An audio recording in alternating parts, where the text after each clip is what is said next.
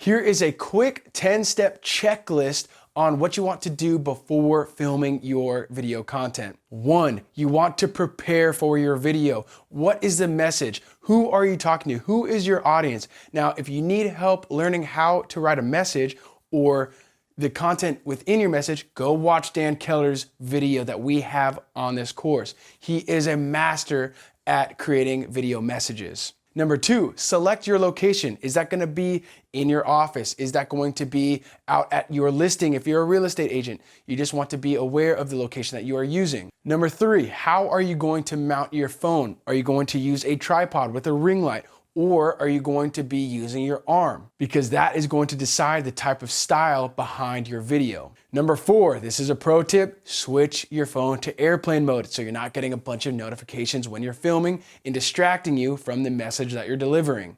Number 5, clean your camera lens before filming. This is just taking your shirt or taking a quick cloth, just wipe that camera lens because oftentimes there can be fingerprints left on the plastic or the glass on the outside, which can make it just a little bit smudgier or affect the lighting that's going on in your video. Number 6, if you are filming at a distance and you are going to be using a lavalier microphone, make sure it is plugged in correctly. Number 7, because we recommend using the Filmic Pro app, you want to make sure that all of the settings are correct. That means filming in 29.97. You're filming in wide or vertical, depending on the social media platform that you're using. Number 8, you want to make sure that the shot is framed correctly so that there's nothing distracting in the background or whatever's going on in the environment. Or if the sun is behind you, you want to make sure the sun is actually in front of you. You want to set your shot so it has the highest professional look. Number 9, you want to make sure that the focus and the exposure is in manual mode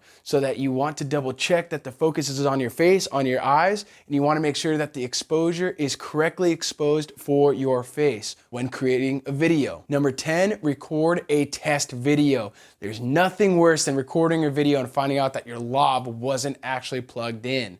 Record a quick test video, view it, then you are ready to go.